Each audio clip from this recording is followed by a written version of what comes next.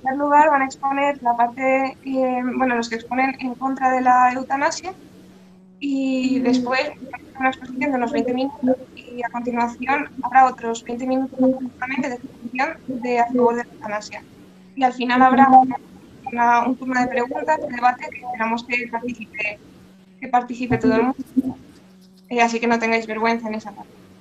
Y bueno, pues voy a presentar primero a las dos personas que van a exponer en contra de la eutanasia, que son el doctor don Rogelio Altisent, que es profesor de bioética, que ya lo conocéis todos o casi todos, de la Facultad de Medicina de Zaragoza.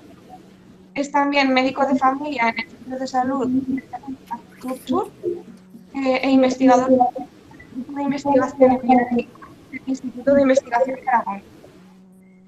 Y también tenemos al doctor don Felipe Bonafonte, que es profesor asociado de la Facultad de Medicina en Geriatría, coordinador de geriatría y responsable de la unidad de coronavirus geriátrica del Hospital San Juan de Dios de Zaragoza.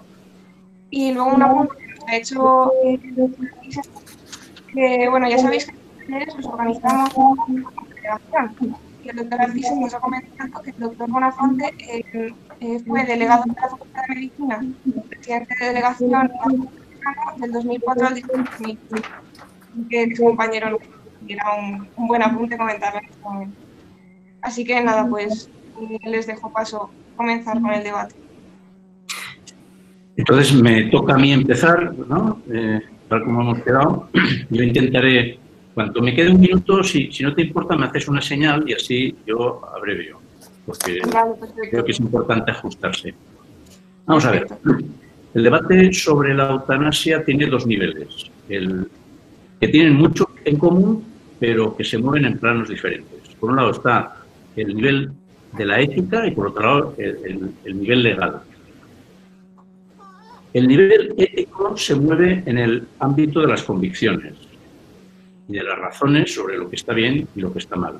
Pero, sin embargo, en el ámbito legal, el debate legal suele ser más de corte utilitarista, en el sentido de que cuentan menos las convicciones y más las consecuencias. Y cuentan menos los principios y más los resultados de la ley. Porque, al fin y al cabo, la ley está hecha para ordenar la sociedad, para regular las relaciones entre las personas. Ante una ley pesan mucho las repercusiones que va a tener para la sociedad en su conjunto. Hasta el punto de que se da el caso de que alguien podría estar a favor de la eutanasia desde el punto de vista moral para algunos casos particulares, pero podría estar en contra de su legalización pensando en el efecto social que una ley de esta naturaleza tendría sobre las personas más vulnerables o sobre la propia esencia de la medicina. En el plano ético, en primer lugar, yo voy a hacer una reflexión sobre el plano ético. Se suelen utilizar dos argumentos de peso para defender la eutanasia. El primero es que los seres humanos somos dueños de nuestra vida y decimos, nadie me puede imponer que yo siga viviendo cuando yo decido terminar porque ya no me compensa vivir. Ese es el argumento, digamos, fundamental. Es decir, yo tengo derecho a disponer de mi vida y, por tanto, cuando el sufrimiento de una enfermedad terminal me supera, tengo derecho moral a terminar con mi existencia o a que alguien me ayude a provocar la muerte. Bien, es el argumento de la disponibilidad absoluta de la propia vida que llega al derecho, a tener derecho a la muerte y que, por tanto, considera injusta una ley que prohíba el suicidio. Claro, alguno pensará, bueno, pero este tipo ha venido aquí a defender la otra posición, ¿no? Bueno, efectivamente, porque pienso que se trata de un argumento que resulta muy atractivo porque parece que realmente maximiza la autonomía y la libertad. Y es verdad que tenemos que defender la autonomía y la libertad en su mayor grandeza, ¿no? Pero este criterio de la libertad absoluta para decidir incluso el momento de la muerte tiene la enorme debilidad de la incoherencia, porque si se acepta el derecho moral a la muerte en la enfermedad terminal, ¿con qué argumentos vamos a negarlo en otras situaciones donde una persona considera que la vida ya deja de tener sentido. En definitiva, este argumento de que existe un derecho moral sin límites a disponer de la propia vida, como si el ser humano no tuviera relaciones sociales, es el que fundamenta el apoyo de muchos en favor de la eutanasia. Pero entonces nos quedamos sin la fuerza argumental para evitar el suicidio, por ejemplo, de una persona madura y capaz que así lo decide por otras razones, que considera igualmente insoportables. Una persona por una ruina económica, por un fracaso en una relación, por una situación de auténtica miseria. De ahí el desconcierto de los movimientos que trabajan para la prevención del suicidio ante toda esta argumentación, pues porque con esta lógica podrían ser acusados de paternalistas, es decir, que quieren imponer, quieren limitar la libertad de la gente, ¿no? Pero ciertamente abrir esta puerta al suicidio generaría un clima social que yo creo que nadie razonable lo quiere, y es por ello que considero que, a pesar de su aparente atractivo, este argumento de la disponibilidad absoluta de la vida, llegando a la posibilidad de que el suicidio sea algo bueno, a mí me parece que es un argumento incoherente. El segundo argumento ético sería el de la compasión, el de la compasión hacia la persona enferma que padece un sufrimiento intolerable. Esto llevaría a justificar terminar con el sufrimiento, acabando con la vida del que sufre, y éticamente hablando se trata de dar por bueno el homicidio por compasión, para incluirlo dentro de los fines de la medicina.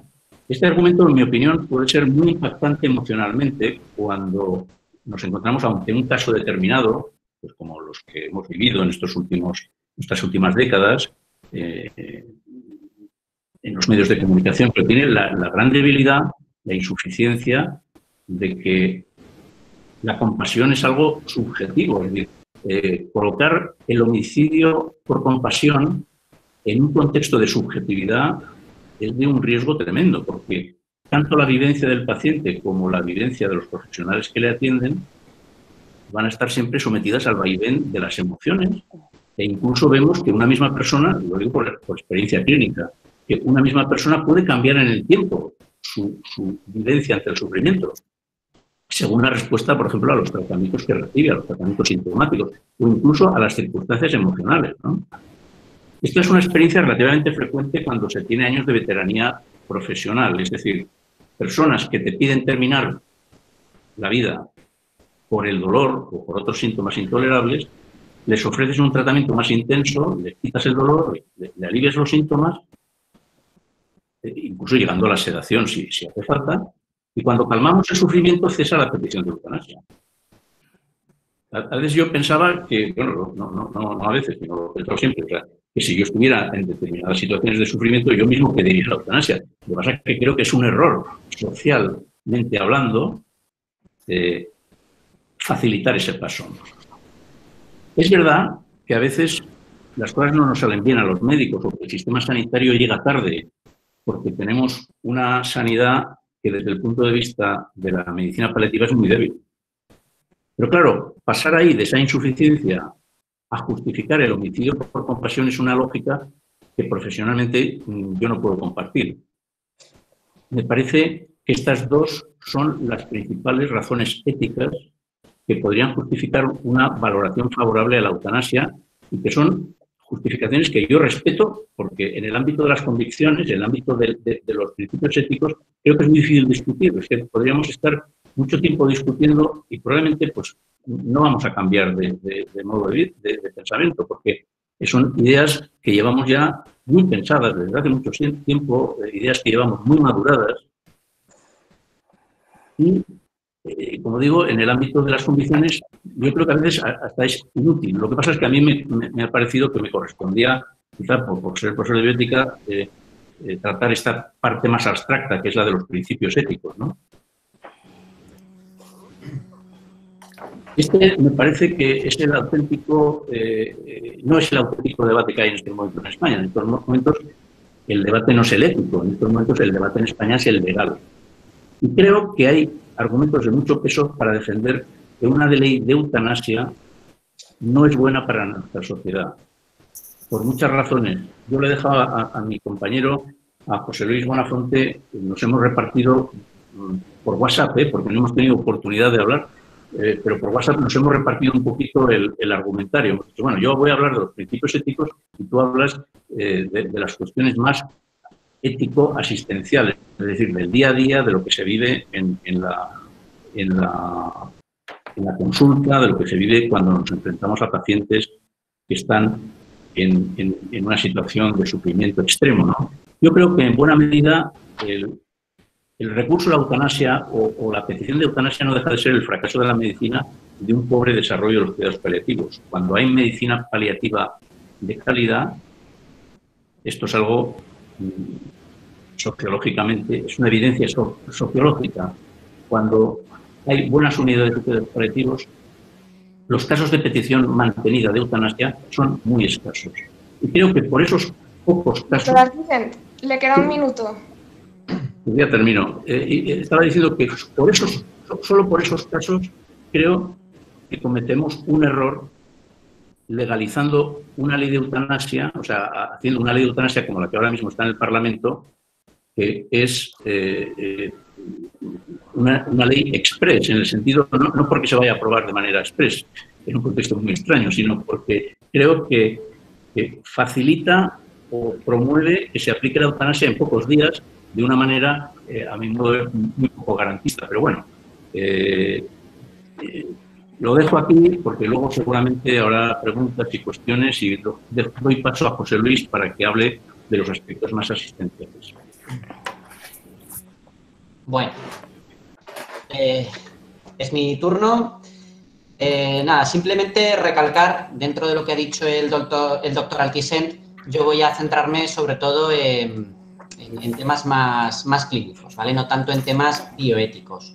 Recalcar, como estaba diciendo, que son pocos casos los que se solicitan de eutanasia, muy pocos casos, y yo lo que veo en el entorno de la geriatría y en el entorno de los cuidados paliativos, que esos pocos casos que se solicitan, en un porcentaje no desdeñable, incluso los solicita la familia, lo que nos haría pensar un poco, pues, la bondad, ¿no?, de esa petición y de esa ley, que obviamente la familia querrá, pues, acabar con el sufrimiento del paciente, pero es algo consensuado. Bueno, también me gustaría recalcar la definición de eutanasia, como en la entrada tampoco se ha comentado, pues bueno, decir que es un acto llevado a cabo por un profesional sanitario que consiste, pues, en terminar deliberadamente con la vida de un paciente con una enfermedad avanzada o irreversible que sufre a petición del paciente. Luego quiero subrayar esto de enfermedad avanzada e irreversible. Al final de un poco de mi ponencia ya veréis por qué he querido hablar de esta definición de eutanasia. También me gustaría recalcar las diferencias entre sedación paliativa y eutanasia. Yo estoy a favor de la sedación paliativa, en contra de la eutanasia. ¿Cuáles serían estas diferencias? Pues la intencionalidad, el proceso y el resultado. La intencionalidad de la sedación, pues, sería aliviar ese sufrimiento refractario. En cambio, la intencionalidad de la eutanasia, pues, producir la muerte para aliviar ese sufrimiento, pero al fin y al cabo producir la muerte. El proceso, pues bueno, de la sedación, la prescripción de una serie de fármacos para disminuir el nivel de consciencia, y de la eutanasia, pues la prescripción de unos fármacos para acabar con la vida de una manera rápida e indolora de un paciente. Y el resultado, pues, de la sedación, una disminución del nivel de consciencia, y el resultado de la eutanasia, pues ese fallecimiento o muerte. También me gustaría que os apuntarais un pequeño estudio que hay del equipo de Monforte-Royo, en el que se realizó una revisión de estudios sobre el deseo de muerte anticipada, ¿no? Entonces ellos vieron que había diferencias importantes entre ese deseo de muerte anticipada y lo catalogaron en 4 grupos. Un deseo general de morir, en la geriatría pues lo veo constantemente en pacientes que, aunque solo sea por el declive de la edad, dicen, pues me gustaría morirme. Bueno, lo comentan de una forma así muy general, no entran en detalle. Luego un deseo ocasional de anticipar la muerte, cuando tienen alguna enfermedad muy intensa, cuando sufren una CV, cuando hay algún problema más severo, pues ese deseo más ocasional, ¿no?, de decir, ahora sí que quiero morirme. Luego también una forma también explícita de manifestación de anticipar la muerte, algunos que lo tienen más deliberado, pues esas pastillas que me han recetado me las tomaría todas de golpe para acabar con mi vida, es que yo me iría y me tiraría a las vías del tren, cosas así que dice la gente. Y luego, finalmente, ese proceso más meditado, que hablan sobre el suicidio asistido, sobre la eutanasia, un proceso un poco más más consciente y madurado. Pero claro, en una valoración psicológica por una persona que no forma parte del grupo de vida, del grupo familiar, del entorno de ese paciente, un psiquiatra, un psicólogo, ¿puede entrar a valorar si se trata de un deseo general de morir? ¿Puede entrar a valorar si se trata de una manifestación explícita o de algo más madurado? Algunos dirán, bueno, la decisión la tiene el paciente, pero es que a veces esa decisión puede estar pues un poco o bastante condicionada. Voy a entrar ya, para no dilatar un poco la conferencia, en esos argumentos en contra más clínicos que yo quiero manifestar, ¿vale? En primer lugar, el punto 1 es que la eutanasia en sí no alivia del todo el sufrimiento. ¿Qué quiero decir con esto? La muerte siempre es dolorosa. Aunque sea programada, causa gran angustia. Cuando tienes que firmar el documento, cuando tienes que tomar la decisión final, cuando tienes que plasmar en un papel que deseas, ¿no?, que te apliquen la eutanasia, pues eso puede causar una elevada angustia a ti y también a la familia. Algunos dirán, bueno, la familia es secundaria. Bien, la familia, el entorno es secundario, estoy de acuerdo en estos temas, pero también es importante tenerlo en cuenta y es un argumento que no podemos pasar por alto. Luego, no hay una vuelta atrás. ¿Y cómo me voy a explicar un poco en esto? Obviamente, cuando se ha llevado a cabo no hay vuelta atrás, pero ¿y si en el último momento, y si en la última hora, en el último día te arrepientes? Algunos dirán, hombre, esto es como un consentimiento informado, lo puedes revocar. Bien, estoy de acuerdo, pero después de haber puesto toda la maquinaria en marcha, después de que te hayan valorado psiquiatras, que hayan hablado con tu familia, que hayan hablado contigo, que se haya metido ahí personal sanitario, médicos, enfermeras, que en el último momento digas que no, algunos dirán, con todo lo que he puesto en marcha, con la que he liado ahora, decir que no, algunos seguro que se echarían atrás solamente por eso, estoy seguro. Luego, la eutanasia, ya lo ha dicho el doctor Altisent, por antonomasia es el fallo del sistema.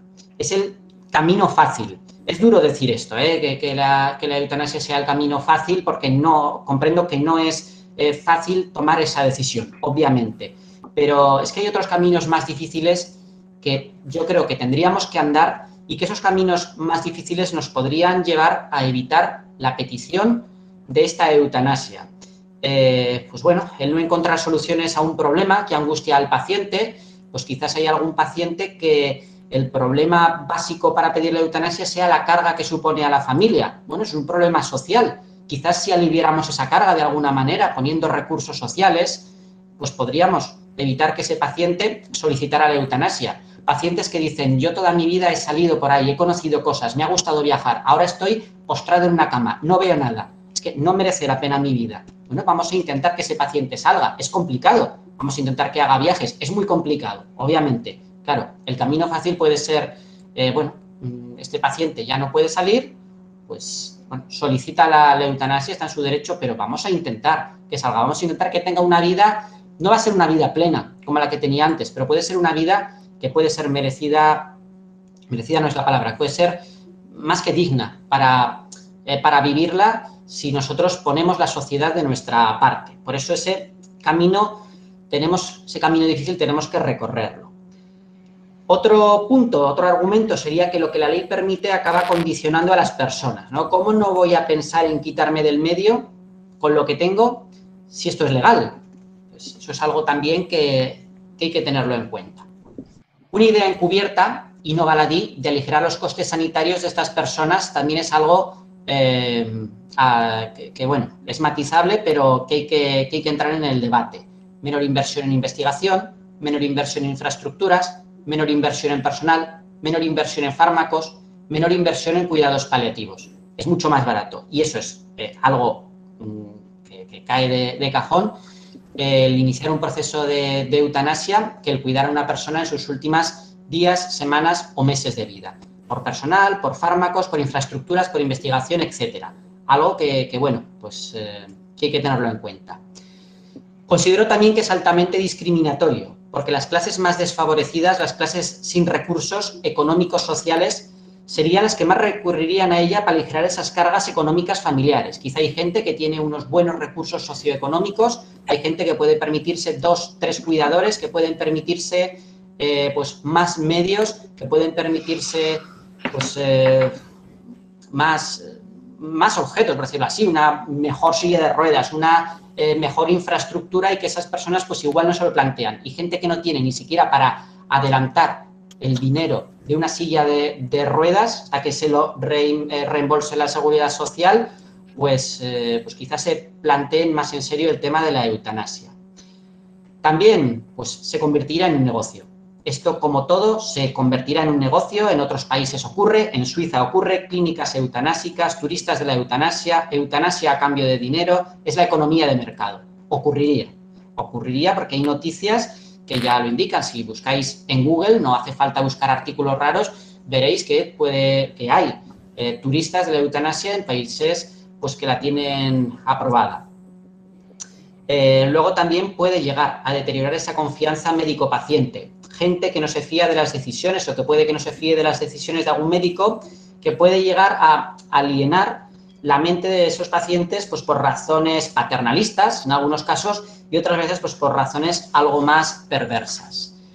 Y por último, doctor Buenafuente, le aviso de que le queda un minuto. Ya veo que iba a decir que por último. Así que lo último que ya voy a comentar es que abriríamos una puerta de difícil gestión, esa puerta que inicialmente sería muy restrictiva, pero que finalmente, como ocurre en otros países, se llegaría a eutanasiar a ancianos dependientes, enfermos psiquiátricos y a personas no útiles para la sociedad. Y esto puede llegar a chirriarnos los oídos, pero insisto, buscad noticias en Google, de Holanda, por ejemplo, pues absuelven a un médico que eutanasia a enfermo de Alzheimer, muere Noah Patoven, joven de 17 años que solicitó la eutanasia por sufrir estrés postraumático y depresión. El 4% de holandeses falleció en 2016 por la eutanasia. Mark Landedick, de 41 años, su médico de atención primaria le practica la eutanasia por depresión y alcoholismo, etcétera. Noticias que podéis encontrar en Google, que en una sociedad que consideramos madura respecto a la eutanasia como Holanda se dan día a día. ¿Estamos preparados para ello? Yo creo que no es ético y no es responsable abrir esa puerta. Gracias. Bueno, pues hasta aquí la parte expositora de los argumentos en contra de la eutanasia, y a partir de ahora voy a dar entrada a la exposición de los argumentos a favor de la eutanasia. Por una parte tenemos a don José Luis Trasobares, que es periodista y escritor y presidente de la Asociación Derecho a Morir Dignamente de MD Aragón. Y también tenemos a la doctora doña Consuelo Miqueo, que es médico, profesora titular de Historia de la Medicina en la Universidad de Zaragoza e integrante de la Junta Directiva Aragonesa de MD Aragón. Y bueno, como he hecho con la parte anterior, les doy paso y cuando les quede un minuto les voy avisando. Muy bien. Creo que se me oye bien, ¿no? Sí. Muy bien. Gracias, Mayalén. Gracias a la delegación de alumnos de la Facultad de Medicina. Me parece, bueno, muy interesante y muy oportuno el que tengamos ocasión de debatir esta cuestión, este asunto, que afecta a toda la sociedad, afecta al conjunto de la ciudadanía, que ahora está en el Congreso de los Diputados, donde se está discutiendo un proyecto de ley para la legalización de la eutanasia, pero que de alguna manera afecta particularmente a los médicos y a los futuros médicos. Yo creo que yo soy el único de los 4 ponentes que no soy médico, pero creo que es muy importante la reflexión dentro de la profesión, dentro de los profesionales de la medicina y en general de la sanidad. Creo que es muy importante el empezar a pensar en qué situación estamos, cuál es el contexto, qué significado tiene la cuestión de la eutanasia en estos momentos, qué significado tiene la sedación terminal, efectivamente que eutanasia, como muy bien ha explicado el doctor Buenafuente, y creo que es necesario debatir para sacar de ahí algo de luz y para poner un poco en orden en nuestras ideas y nuestras decisiones. La asociación a la que pertenecemos, la doctora Miqueo y yo, una asociación que está en toda España, se llama el Derecho a Morir Dignamente, el Derecho a la Muerte Digna, DMD, reúne fundamentalmente a personas que tenemos un especial interés. A ver, ahí veis por ahí un eco. Se oye bien, se me oye bien, ¿no? Vale, ha habido un momento en el que he tenido la sensación de que se me estaba haciendo un eco. Reúne a gente de todo tipo de profesiones. Hay bastantes profesionales de la medicina entre nosotros y reúne a gente, yo creo que la mayoría de nosotros compartimos una cuestión, y es que hemos actuado en algún momento determinado de nuestra vida como cuidadores y nos hemos dado cuenta de que hay momentos, hay situaciones en las cuales morir es muy doloroso, es muy complicado, es inhumano, es terrible. No el hecho de la muerte es inevitable. Estamos hablando de cuando la gente se dirige hacia la muerte de una manera absolutamente inevitable. Y no está bien gestionado. Y el sistema no lo tiene bien resuelto, no lo tiene bien gestionado. Y todos nos hemos planteado por qué no tenemos derecho a disponer de nuestro futuro, por qué no podemos decidir sobre nuestra vida, por qué no tenemos ese derecho que es un derecho inalienable y básico. Nuestra vida nos pertenece a nosotros, no pertenece a nadie más.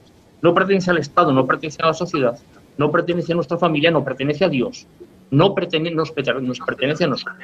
Nuestra asociación viene actuando como un lobby que está intentando por todos los medios que la eutanasia sea un derecho reconocido y que se legalice y se regularice. Es decir, se cree un marco normativo que permita que la gente no vaya a suicidarse porque los van a desahuciar de su casa. Esto es una barbaridad, jamás nosotros nos plantearemos en ese sentido. Nosotros no somos partidarios de una cultura de la muerte, no somos partidarios de que la gente se suicide. Nos parece que simplemente la determinación que cada uno pueda tener respecto a cómo quiere acabar, plasmada de una manera fehaciente en documentos de voluntades anticipadas, lo que llamamos testamentos vitales, debe reconocerse. Existe ya todos unos procedimientos de carácter legal que permiten que nosotros determinemos, con el asesoramiento de los médicos, qué es lo que vamos a hacer. La ley de autonomía de paciente, los mecanismos que permiten que tengamos que estar aceptando, firmando los consentimientos de cualquier acción quirúrgica o de cualquier otro tipo que se nos vaya a hacer, el derecho que tenemos a una segunda opinión, el derecho que tenemos a reflexionar junto con los profesionales de la medicina sobre el tratamiento. El paciente es el centro de la cuestión, la persona es el centro de la cuestión y su derecho a determinar qué quiere hacer con su vida es fundamental. Yo quiero plantear una cuestión que me parece también importante y que viene a cuento de lo que estamos hablando, viene a cuento de los argumentos que yo entiendo muy bien. Con el doctor Altisent ya hemos discutido, hemos debatido esto en público en numerosas ocasiones y yo entiendo su punto de vista y lo respeto.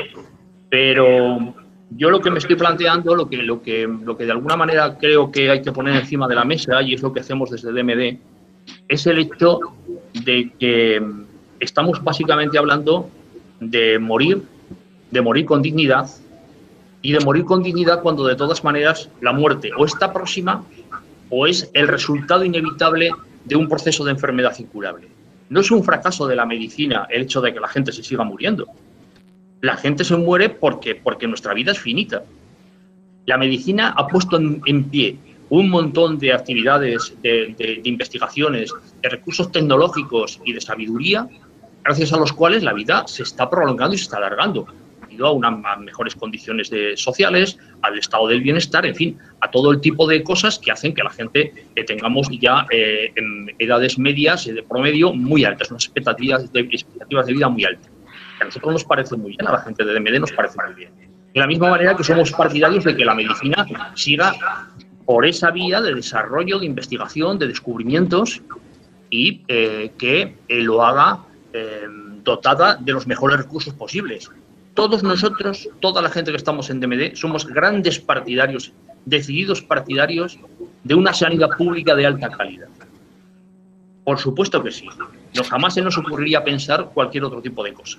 Pero creemos que dentro de esa sanidad tiene que haber un respeto al derecho, a que si yo tengo una enfermedad incurable, a que si yo estoy en una situación que no me resuelve la medicina, porque la medicina no puede hacer milagros, tiene unos límites, yo determine qué es lo que quiero hacer y cómo voy a programar el final. Entiendo perfectamente que existan, como diría yo, existan miedos, exista algún tipo de reparos a que este derecho se ejerza. Pero, en primer lugar, es un derecho que procede su ejercicio procede de la propia voluntad de cada persona. Aquí nadie va a decidir por nadie.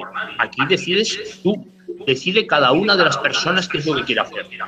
El decreto ley, la ley que se está de eutanasia que se está discutiendo en estos momentos en el Parlamento, está ahora en fase de enmiendas, es una ley suficientemente garantista, es una ley suficientemente, es decir, establece unos mecanismos de regulación muy precisos y no creo que quepa ningún miedo. La libertad siempre produce miedo, pero no creo que produzca ningún miedo a que alguien vaya a morir o vaya a ser objeto de una eutanasia en contra de su voluntad. Por otro lado, y para acabar, quiero señalar que existen otros países, se ha mencionado a Holanda, en los Países Bajos, tanto la Holanda protestante como la católica en Bélgica, allí existe el derecho de eutanasia desde hace ya lustros, no es ninguna novedad. Es cierto que ha habido algunos casos relativamente complejos de los cuales se suele informar muy mal, en general, tanto en los medios como fundamentalmente en todos los circuitos de Internet en los cuales, pues bueno, hay siempre mucho activismo y mucha más pasión que realidad. En los Países Bajos, la regulación de la eutanasia y su legalización está funcionando con plena normalidad. No ha habido particularmente ningún caso escandaloso. Algunos de pocos casos han terminado en los tribunales sin que se haya detectado, en ninguno de estas situaciones se ha detectado ningún tipo de anomalía grave que permita pensar que allí se han roto por completo los mecanismos de funcionamiento de la regulación. En toda Europa y en todo el mundo, digamos, occidental o culturalmente avanzado, el tema de la eutanasia está encima de la mesa, lo van a debatir los parlamentos. Los altos tribunales en general han tenido ya pronunciamientos en los que van reconociendo ese derecho como es lógico, como además no podría ser de otra manera. Creemos que no hay que tener miedo a esto, que tenemos que dar este paso adelante, que tenemos que permitir que cada cual ejerza su derecho. Hay un cúmulo de derechos que no comportan la obligatoriedad. Sí, estoy terminando. Gracias. Que no, como digo, no implican ningún tipo de obligatoriedad. En España funciona, es legal el matrimonio entre homosexuales, pero a mí nadie me ha obligado a casarme con un señor. Y de la misma manera, si se legaliza la eutanasia, dudo mucho que a mí nadie me tenga que obligar a morir. Moriré, eso sí, cuando yo quiera y a ser posible como yo quiera y con la asistencia de profesionales que ejerzan una parte de su trabajo. Esa parte de su trabajo que empieza cuando ya no hay remedio, cuando el dolor, cuando la degradación se han apoderado de la vida de una persona. Y ahora termino, por supuesto, y dejo a mi compañera Consuelo Miqueo, que va a completar un poco esta exposición y también dar algunos datos en relación con cómo está funcionando el derecho a la eutanasia en el mundo. Consuelo. Pues muchas gracias. Muchas gracias, Mayalen, y a los delegados de los diferentes cursos de la facultad por haberse atrevido a hacer este debate.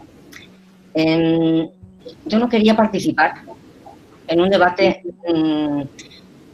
como los políticos, donde parece que haya que enfrentarse, ¿no?, los pros y los contras. Sin embargo, el título me parece muy sugerente porque hay que hablar de los pros y los contras, lo cual no quiere decir que tenga que hacerse exclusivamente entre personas que opinan una cosa y la contraria, porque eso polariza un debate y no siempre ayuda a comprender mejor las cosas, ¿no? ¿Se oye bien? ¿Se oye bien? Rebota todo, no sé por qué. Sí, voy a apagar los micros de los que no estén Se participando. oía muy bien en los dos primeros, pero luego no sé por qué. Eso, que voy a apagar mientras los micros porque si no hace eco de un ordenador a otro. Ah, vale.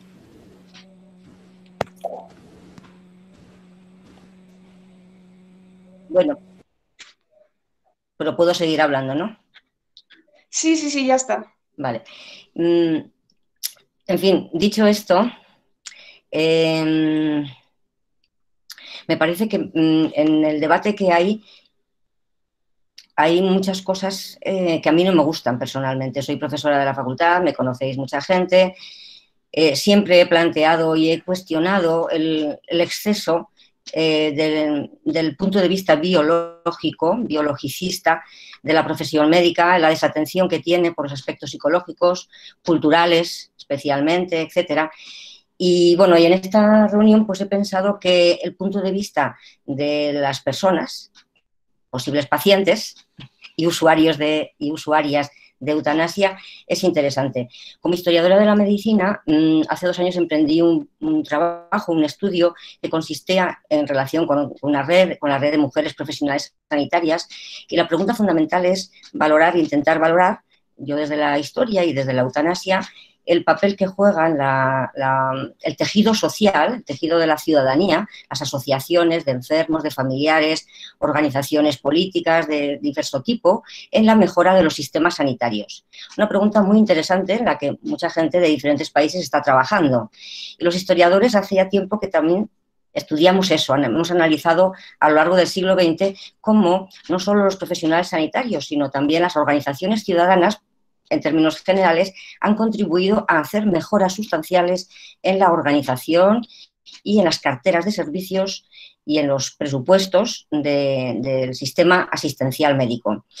Una de esas organizaciones muy potente en relación con el mejor modo de morir en España y en el mundo son DMD y sus equivalentes en casi todos los países del mundo euroamericano desarrollado, que también existen, ¿no? En España funciona desde el año 1984, que ya es decir, o sea, que no es de ahora, ¿no? Y nació con esa pretensión del respeto a la libertad y de la lucha contra el tabú de la muerte, porque si algo está ocurriendo es que hemos conseguido prolongar la vida, pero también prolongar la muerte, y hemos conseguido no hablar de la muerte. Tanto hemos conseguido no hablar de la muerte que hasta los médicos no sabrían, ¿no?, ni los estudiantes al final de la carrera, hacer un croquis diciendo cuáles son las mejores muertes, cuáles son las enfermedades que producen el mejor modo de morir y el peor modo de morir, ¿no? Cosa que es bien importante cuando nos encontramos ante una ley de eutanasia o ante un debate social al respecto. Pero ahora no estamos en el debate social de hace 25 años, ni de hace 35, ni de hace 15, ni de hace 10, ni de hace 5. Estamos ahora justamente en las puertas de la aprobación o no aprobación y en la reflexión imprescindible de las consecuencias que tiene la aprobación de una determinada ley, con pequeñas variantes. El pasado día 1 de octubre, definitivamente, se rechazó en el lugar político, democrático correspondiente, el rechazo a la totalidad de la ley. Por lo tanto, es seguro que en unos pocos meses tendremos una ley que puede variar en pequeñas cosas respecto a la propuesta que se hizo en febrero del año pasado, bastante similar, aunque mejorada, de la del año anterior. Ya llevamos 4 propuestas de ley de eutanasia y hemos tenido mucho tiempo para discutir. Una de las cosas que he hecho en estos últimos 2 años, es estudiar todo el discurso profesional médico, por ver un poco como historiadora de qué se está hablando, o sea, por qué hay un debate cuando quizá no debiera tener las características que tiene. Y estudié, por una parte, el relato, los discursos, la producción científica, podríamos decir, de la comunidad científica a través de las bases de datos, y los discursos de las asociaciones populares, vamos a llamarle, y fundamentalmente en España, y casi básicamente se refiere a DMD.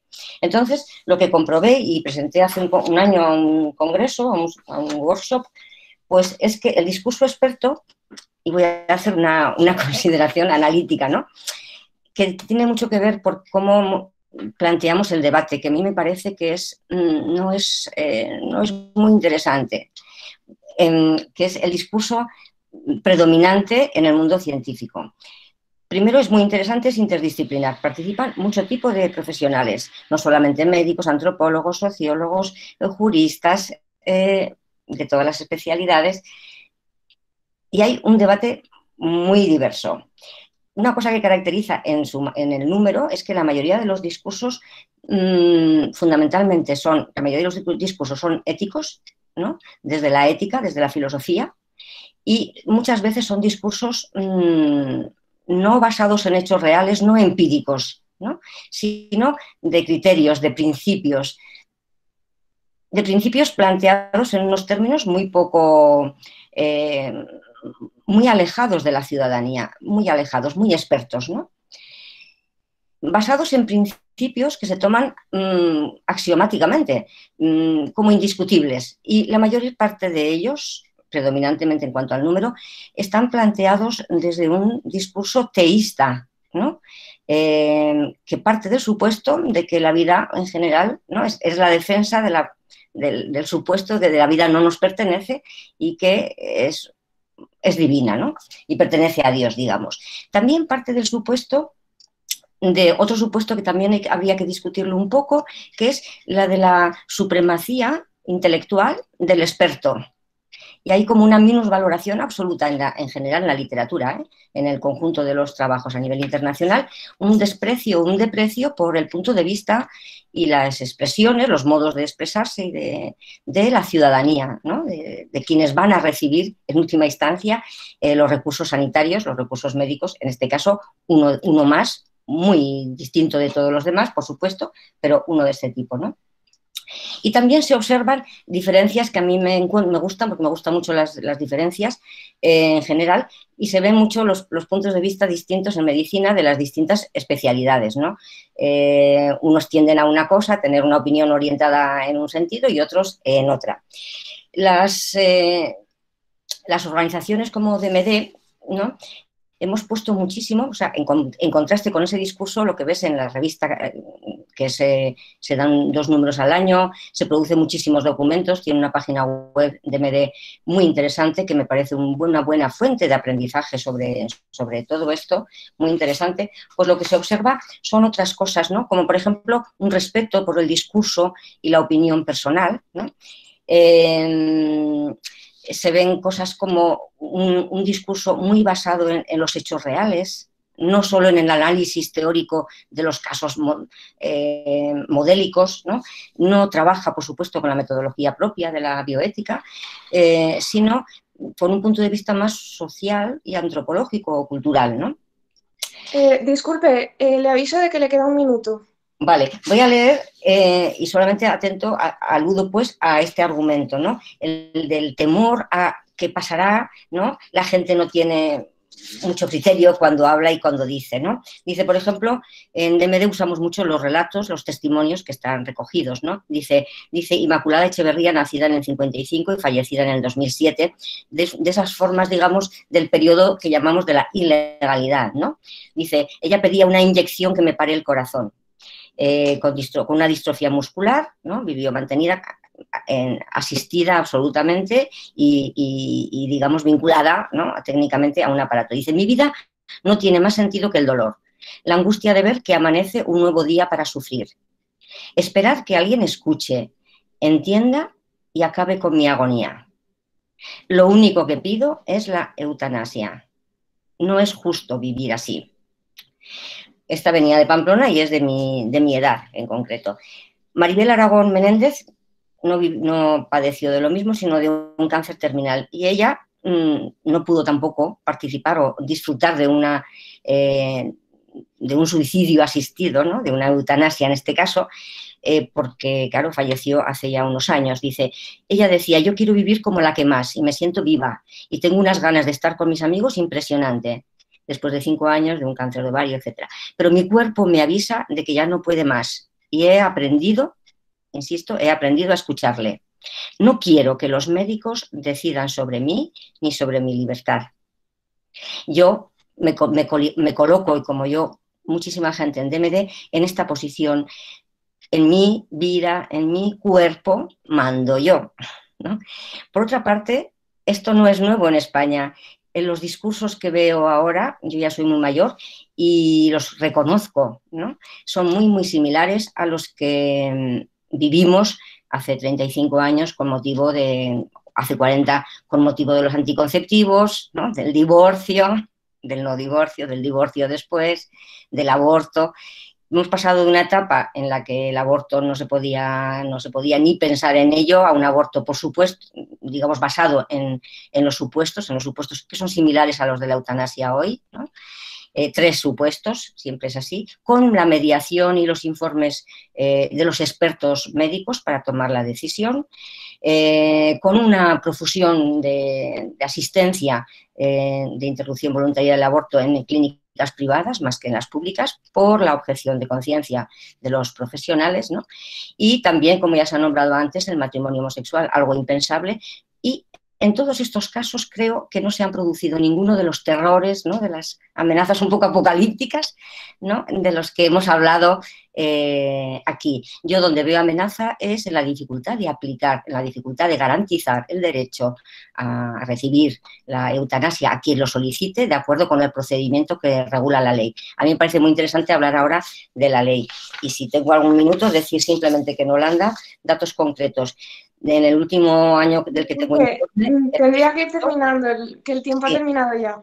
Vale, Gracias. pues solamente decir que el número de casos en los que hubo un procedimiento algo irregular que requirió simplemente una información más precisa en la garantía, ¿no?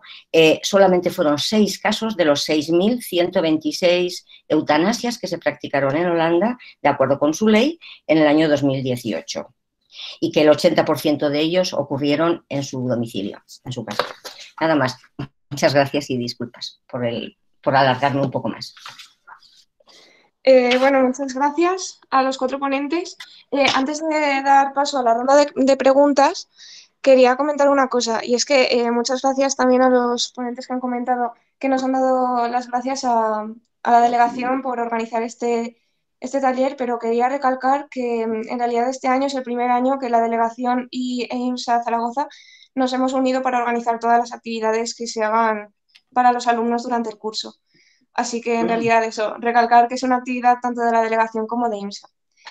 Y bueno, pues dicho esto, doy paso a la ronda de preguntas. Así que quien se anime, que encienda el micrófono y que lance una pregunta a todos los ponentes en general o a alguno en particular o como quieran.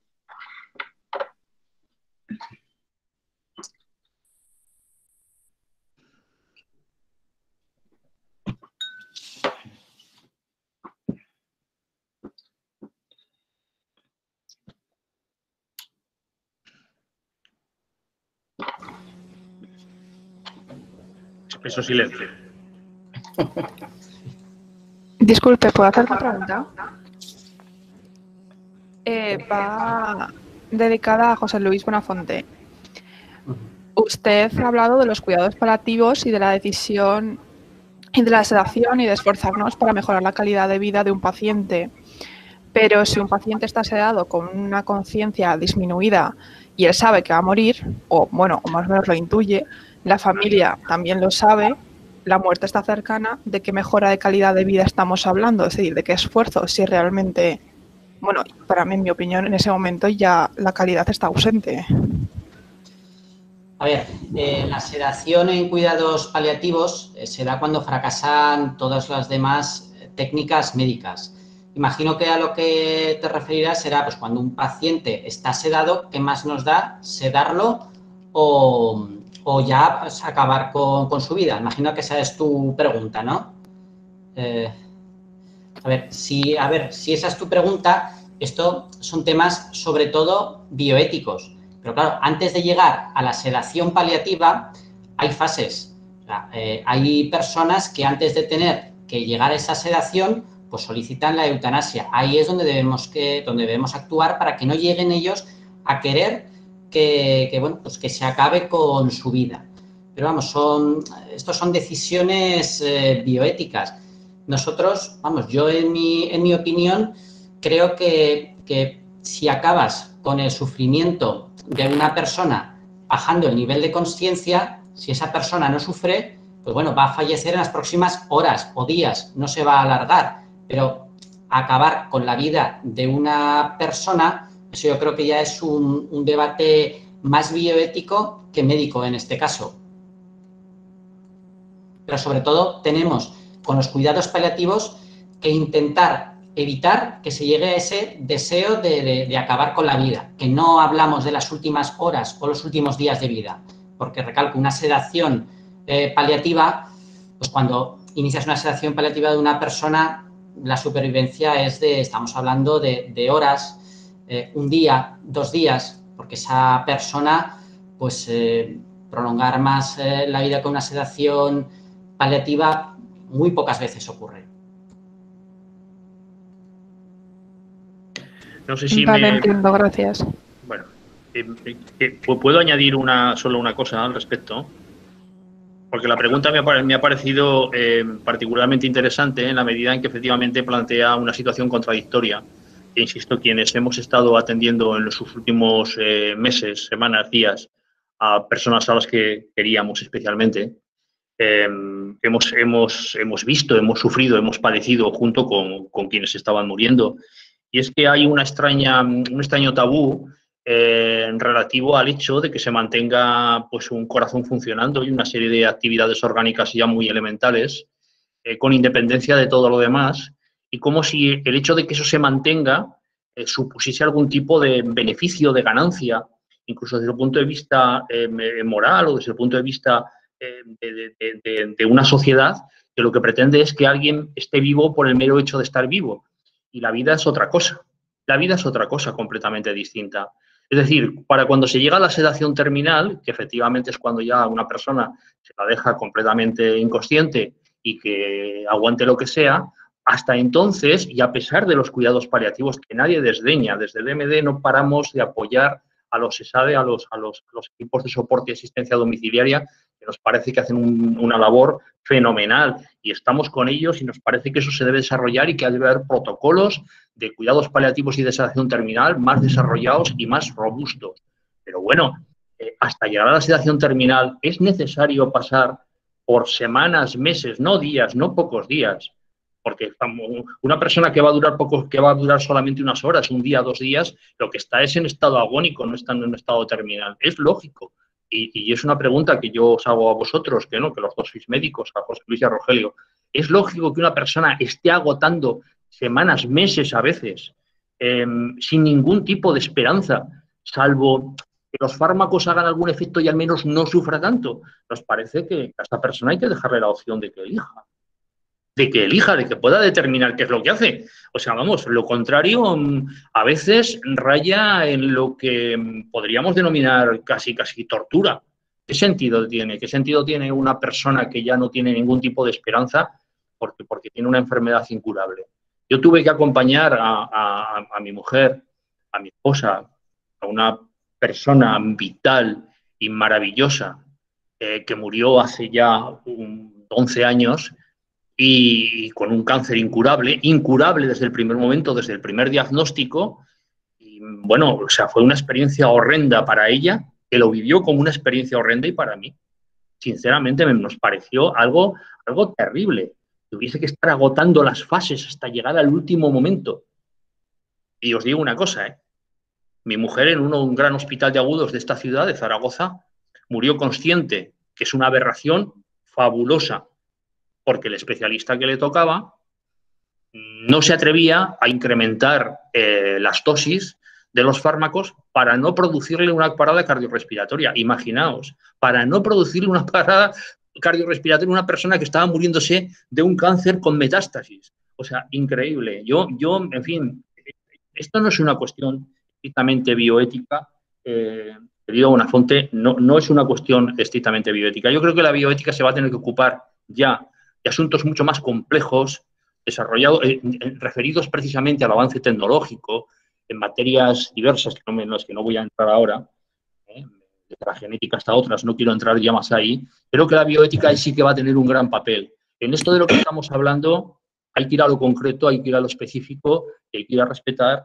un derecho que cada cual persona, ojo, puede utilizar como quiera. Yo, el que diga yo voy a aguantar hasta el último suspiro, hasta el último segundo, le respeto, le respeto de verdad.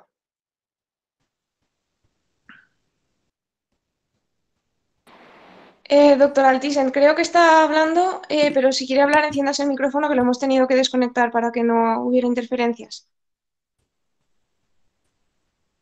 Sí, No, me oís ahora, ¿verdad? Luego comentaré alguna ahora? cosilla yo por alusiones, Rogelio. Si quieres habla tú y luego ya hablo yo. No, simplemente, a ver, yo muy breve y muy sintéticamente. Si es que estoy casi de acuerdo en el 90% de lo que habéis dicho tanto José Luis como Consuelo. Es decir, el derecho a poder decidir hasta el final de mi vida todos los tratamientos, el derecho a rechazar un tratamiento, el derecho a que si en un momento determinado me tienen que subir la analgesia de manera que directamente aquello acorta mi vida. Yo estoy absolutamente de acuerdo con todo esto, pero para esto no es necesario una ley de eutanasia. Con lo que no estoy de acuerdo es con atravesar la línea roja de que los médicos hagamos un homicidio por compasión, es decir, que terminemos con la vida de nuestros pacientes.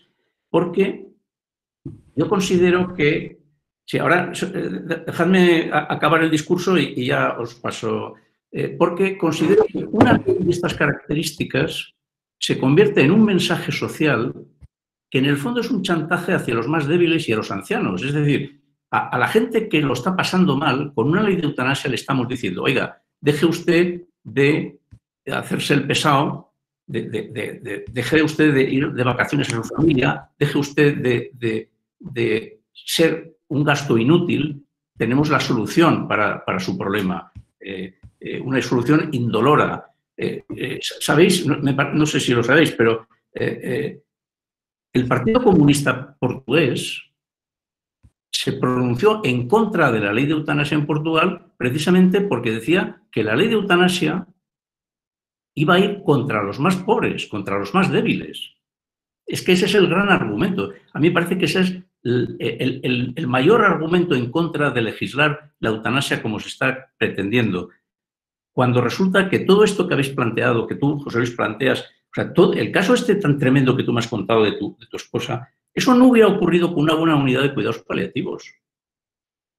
Tu mujer se la hubiera sedado, se le hubiera puesto tratamiento sintomático. Yo estoy cansado de vivirlo. A mí todos los años se me muere una docena de personas, de los cuales la mitad son pacientes terminales que fallecen en su domicilio y a los que varios de ellos, pues todos los años mueren sedados, mueren. Yo tengo una foto en mi consulta con la foto que nos hicimos hace poco con toda una paciente en fase terminal rodeada de toda la familia allí que vino a verla, a despedirse antes de sedarla. Pero una cosa es sedar al paciente y otra cosa es quitarle la vida. Porque ella, esta mujer, que ahora recuerdo, me decía, me insinuaba que quería terminar porque lo estaba pasando muy mal. Entonces yo le dije, bueno, yo te voy a subir la dosis de los tratamientos y en el momento que tú me digas yo te pongo sedación, pero no me pidas que te quite la vida porque creo que va contra lo más fundamental de lo que yo estoy haciendo aquí, ¿no? Bueno, la mujer, si hubiera habido una ley de eutanasia, esa mujer se le hubiera aplicado la eutanasia. Aguantó unos días, se despidió de toda la familia y vivió, yo creo, unos días muy felices, muy tranquila y yo creo que fue un final muy digno. Creo que mucho más digno que el hecho de haberle inyectado y haber terminado con su vida. En fin, me callo, que no quiero ocupar más tiempo. Me parece que... Si puedo... Voy a dar el turno al doctor Bonafonte, que lo ha pedido antes por alusiones. Sí, nada, simplemente breve, que cuando he comentado lo que ha comentado antes, una vida, un corazón latiendo, vamos, no es que se mantenga, sino que no se acelera la muerte. Cuando uno llega a su final de la vida, el instaurar una sedación no hace que se mantenga ese corazón latiendo. Ese corazón dejará de latir cuando tenga que dejar de latir. Yo no pongo fármacos para que ese corazón siga latiendo. A mí me parece una aberración prolongar una vida, como por ejemplo el caso que ha comentado José Luis de su esposa. A mí, como dice el doctor Altisser, me parece pues una aberración. A mí no me tiembla el pulso si tengo que iniciar una sedación paliativa y disminuir un nivel de consciencia, pero yo no hago que un corazón siga latiendo. Yo hago pues que ese corazón deje de latir cuando tiene que dejar de latir. Y cuando he comentado que era un problema bioético, pues iba un poco también a colación de lo que ha dicho el doctor Altisser. No es lo mismo disminuir el nivel de consciencia de una persona que va a durar 6 horas, 12 horas, o 48 horas que acabar con la vida de una persona. Eso yo considero que es un problema bioético. Por eso he dicho que es un problema bioético. No es lo mismo acabar con la vida de una persona que disminuir su nivel de conciencia para que esa vida acabe cuando tenga que acabar. Por eso me he referido que es un tema bioético. Vamos a dar, ¿no?, esperanza a esa gente, vamos a ayudarle con el dolor, vamos a dar tratamiento psicológico, apoyo social, y entonces la eutanasia quizá ya no tenga ese sentido. Esto es lo que quería comentar. Bueno, la doctora Miqueo también quería hablar, así que le paso la palabra y por favor enciendas el micrófono, que es lo que comentaba, que hemos tenido que apagarlos para que no hubiera interferencias. Gracias. Gracias. No sé si es conveniente, porque igual hay más gente que quiere preguntar, y más que preguntar me gustaría mucho escucharles a las personas, a los estudiantes de medicina, porque me parece que están muy, muy implicados. Casi seguro, por no decir, bueno, en estos tiempos de COVID no se sabe, pero casi seguro el año que viene ya tendremos la ley, digamos, y tendremos una comisión de bioética, una comisión de garantía y evaluación de la aplicación de la ley por estas fechas.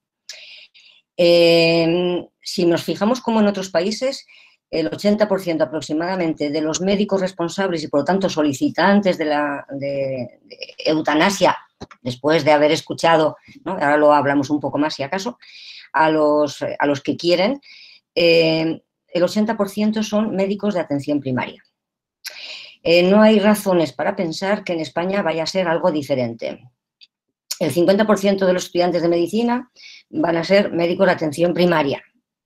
Estamos en periodo de formación y me pregunto, yo asustada estoy, pero no por todos los argumentos de temores, sino porque yo ya estoy viendo la dificultad de aplicación, ¿no?, y de garantía de un derecho que se va a aprobar, porque socialmente en España la inmensa mayoría de la gente cree que conviene regularlo, no ocultarlo, y no morir en la clandestinidad. Si pensamos cómo la gente es capaz de suicidarse, ¿no?, cuando no tiene una ayuda médica, cuando no tiene un potinge, un medicamento que le permite salir de este mundo más fácilmente, pues lo hace de formas muy violentas, ¿no? La soga, al tirarse por la ventana, tirarse al tren, tirarse al río, etcétera, etcétera, etcétera. Y hay estudios sobre los suicidios que tampoco son muy buenos, ¿no?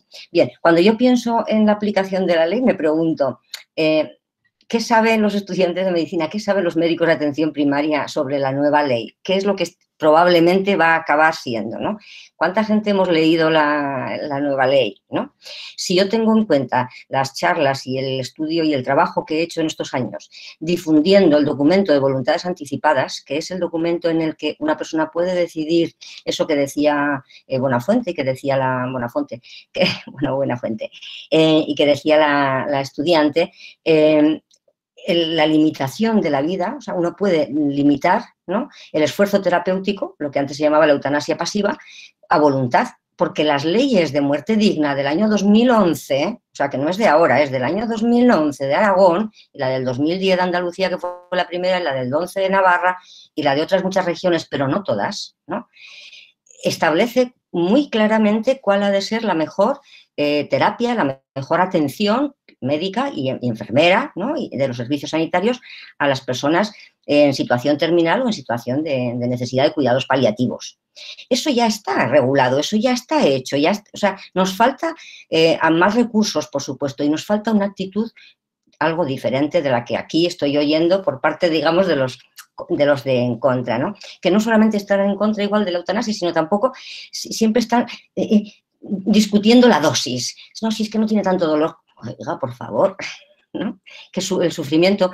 Hay un teólogo católico que me encantaría que en los documentos de la Comisión de Bioética de España, que ha emitido un informe antiguo, o sea, antiguo, en mi opinión, y como historiadora algo sé, pues citara, digamos, discursos cristianos, discursos religiosos que no son fundamentalistas, que son tolerantes, ¿no? Entonces, Hans Kuhn es, digamos, el presidente del proyecto de dignidad humana, ¿no?, mundial, o sea, es una autoridad impresionante y un gran teólogo, ¿no?, un grandísimo teólogo y uno de los grandes referentes éticos en Alemania.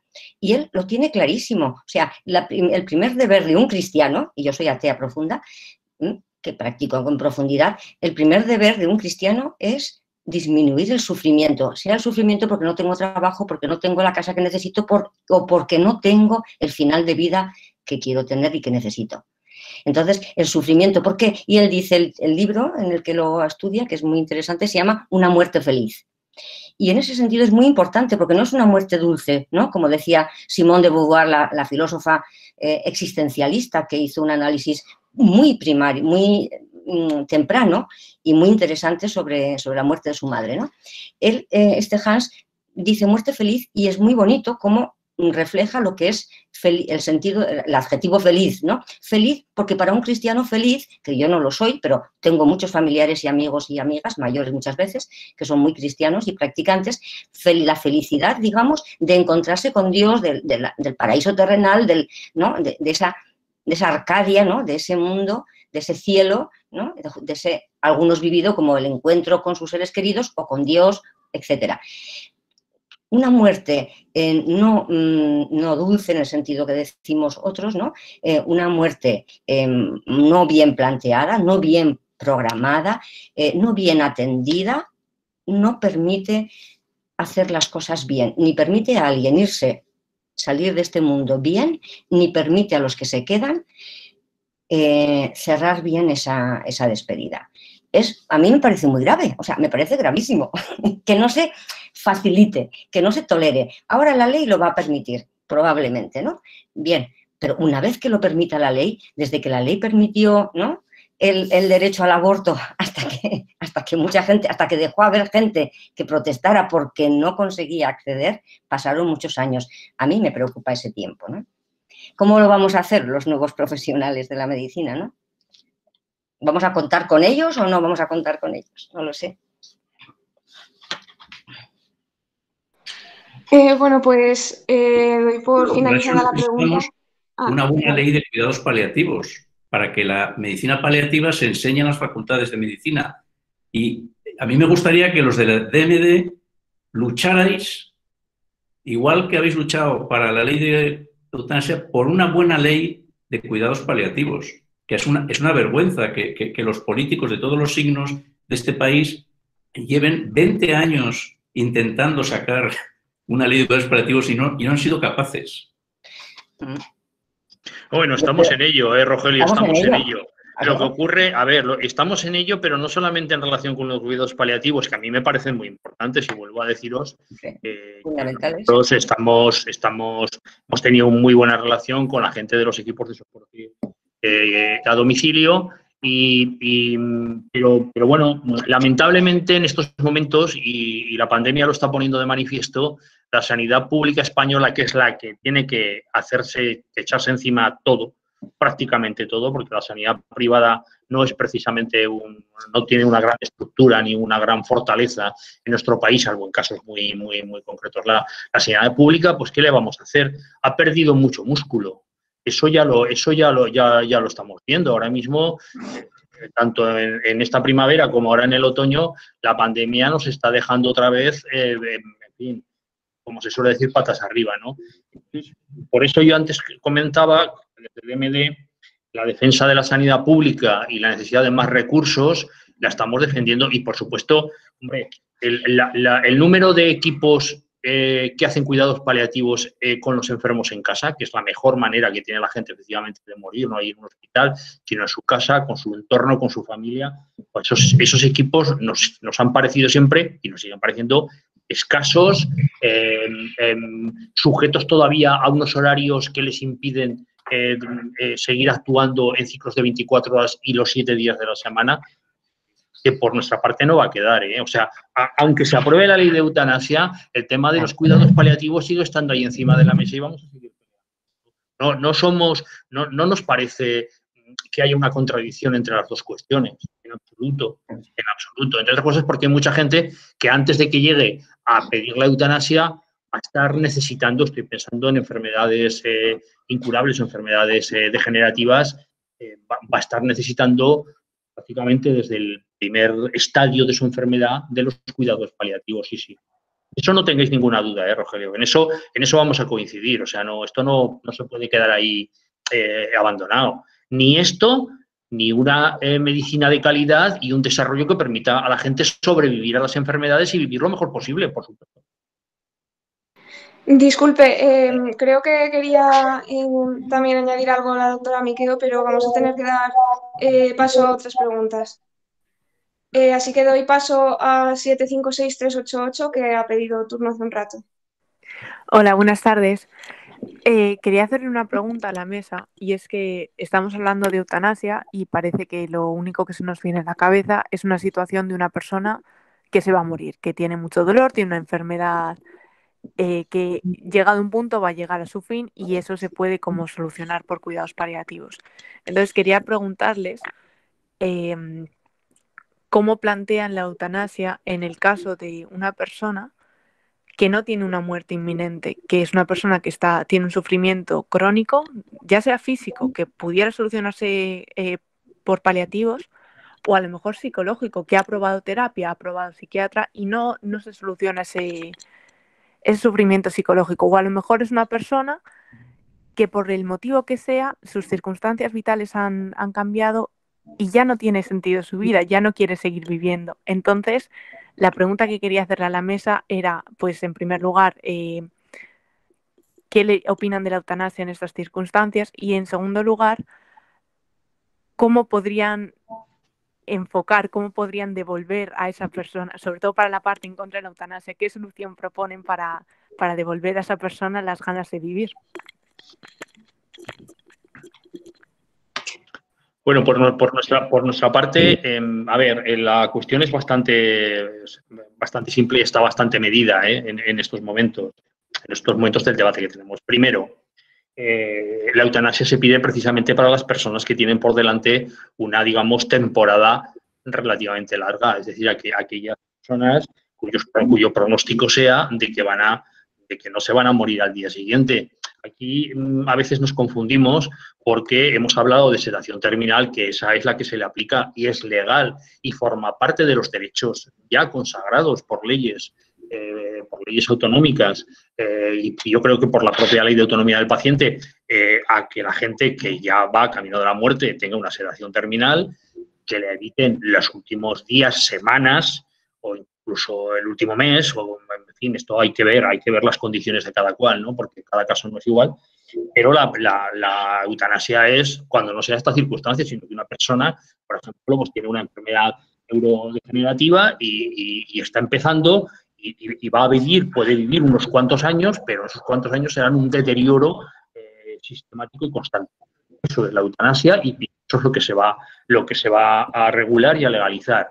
En cuanto al tema de las personas que no quieren vivir porque su sufrimiento es de naturaleza psicológica, porque han sufrido cualquier tipo de conmoción, bueno, esto es la parte ardua de la cuestión. Esto forma parte de un debate que incluso se da dentro de DMD, cuáles son los límites, cómo vamos a tipificar ese derecho a disponer de la propia vida. ¿Tiene límites? ¿No tiene límites? Es un debate muy interesante, pero que no tiene nada que ver con la ley que se va a aprobar. La ley que se va a aprobar es una ley bastante básica y fundamentalmente se va a dirigir a personas con enfermedades diagnosticadas, digamos, enfermedades sin solución y sin remedio, que tienen un cierto recorrido y que esas personas quieren evitarse ese recorrido. Probablemente, bueno, conforme se aplique la ley, como ha pasado en los Países Bajos, paulatinamente se han ido ampliando, han ido apareciendo nuevos supuestos y nuevas situaciones. Este debate que estamos teniendo hoy aquí no va a terminar ni siquiera cuando se apruebe la ley. Como dice mi compañera, como dice Consuelo, claro, primero habrá que ver si somos capaces de garantizar que la ley se aplica de una manera razonable y bien y efectiva, y en segundo lugar habrá que ver en esa aplicación qué enseñanzas vamos obteniendo, ¿no? Hay compañeros en DMD que creen que el derecho a disponer de la propia vida es extenso y lo abarca todo, y otros que tenemos alguna duda al respecto, sobre todo en relación pues, con enfermedades mentales o con otros casos. Ahora bien, para mí siempre prevalece el derecho. Pero a este tema se le van a dar varias vueltas, ¿eh? Esto no es ahora mismo lo que va lo que va a plantearse con arreglo a la ley. Ya he dicho además antes que ojo porque la eutanasia, y entiendo perfectamente la pega, digamos, o que puso el Partido Comunista en Portugal, hay que tener en cuenta que el Partido Comunista en Portugal es además un partido particularmente conservador, valga la contradicción. Lo entiendo porque efectivamente lo que no puede ser la eutanasia ni lo va a ser porque la ley no lo considera así. Es una manera de que quien está sometido a unos problemas que requieren asistencia social, ayuda económica o cualquier otro tipo de cosas, digamos, factibles, pues tenga la muerte como única escapatoria. ¿No? Eso no, ni va a ser ni puede ser.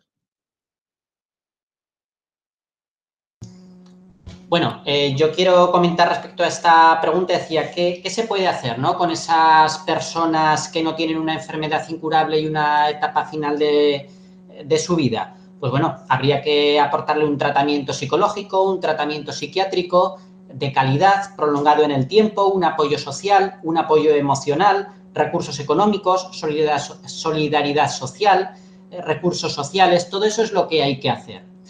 Eso por una parte.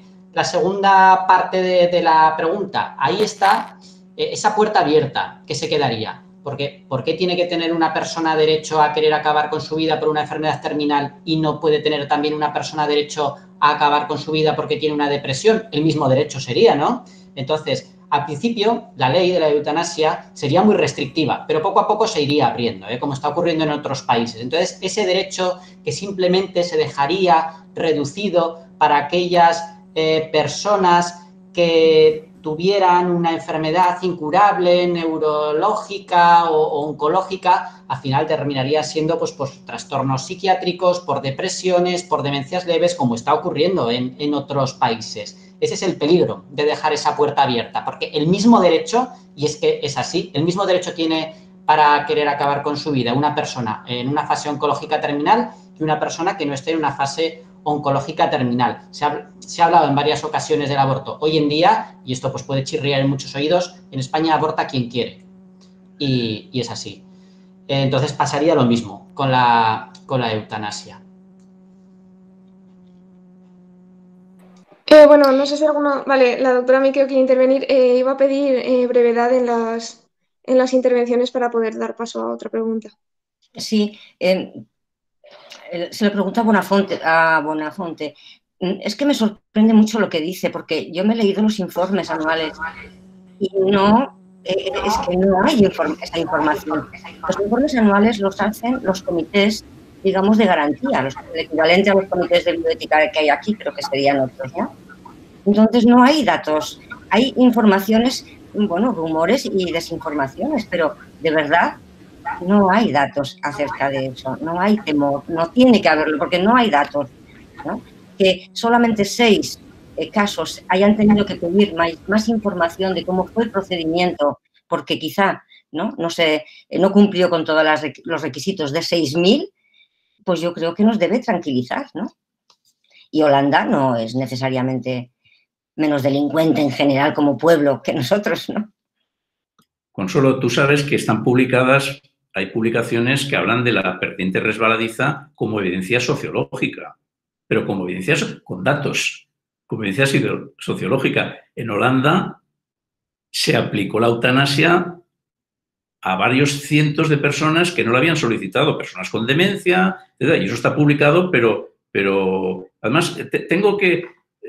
os tengo que mandar la referencia porque la tengo ahí, la tengo publicada en un sitio y os la mandaré porque un día en televisión estuve discutiendo con José Luis y José Luis me negaba la mayor y eso está publicado, pero publicado por los mismos, por ellos mismos, porque son datos que están en la fiscalía, vamos, o sea...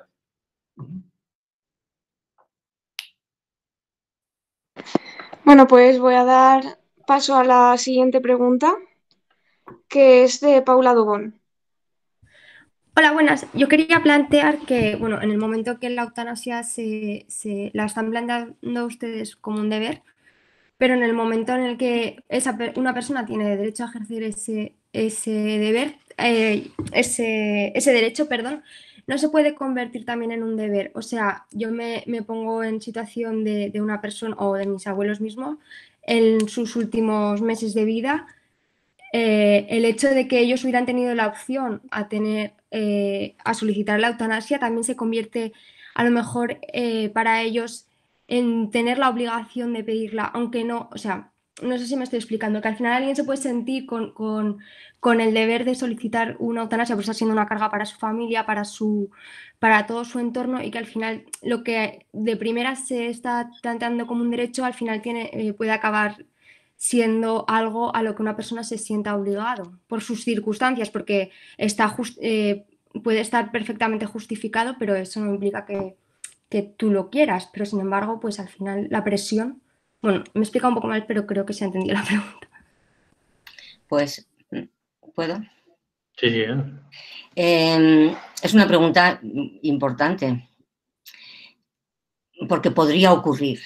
Las probabilidades de que ocurra son escasas. Por ejemplo, las experiencias que tenemos, y yo he trabajado en un proyecto de investigación durante años y por eso hablo de eso tanto, sobre el periodo de transición y digamos, la conquista de los derechos sexuales y reproductivos, ¿no? Efectivamente, si se reclama socialmente el derecho a la pastilla para no tener los hijos cuando no los quieres tener, hay altas probabilidades de que personas que ni siquiera habían pensado que eso se podía, van a hacer uso de ello y por lo tanto va a aumentar el número de personas usuarias de anticonceptivos. Si imagináis a vuestra edad una imposibilidad absoluta de no contar con el recurso de la interrupción voluntaria del aborto, del embarazo, probablemente las relaciones sexuales no serían las que son. Podemos discutir si es mejor o peor, pero en todo caso, todas estas leyes modifican los hábitos, la cultura, los criterios de valor de la población, y eso no hay ninguna duda. En Estados Unidos hay un estado que lo considera modélico en cuanto a sus cuidados paliativos, que es el estado de Oregón, que en Aragón nos hace mucha gracia, que es en Oregón. Entonces, Oregón es uno de los países pioneros en la aplicación, digamos, de la eutanasia, y ellos lo tienen clarísimo. Entre los efectos positivos de haber aplicado, de haber aprobado la ley, están cosas del tipo de que por fin se habla mucho más de la muerte, se normaliza, se acompaña mucho más, se piensa y se toman decisiones sobre ella.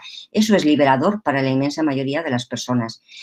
Las probabilidades de que las personas aprovechen la debilidad y la existencia de la ley para deshacerse, ¿no?, e inducirles a que mueran, eso en las películas se ve poco, ¿no?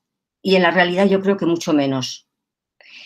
Justamente somos un pueblo bastante cuidador. Entonces, yo, francamente, asesinos los hay, ladrones también, violadores también, mala gente, ¿no?, perversos económicos también, hay mala gente en todas partes.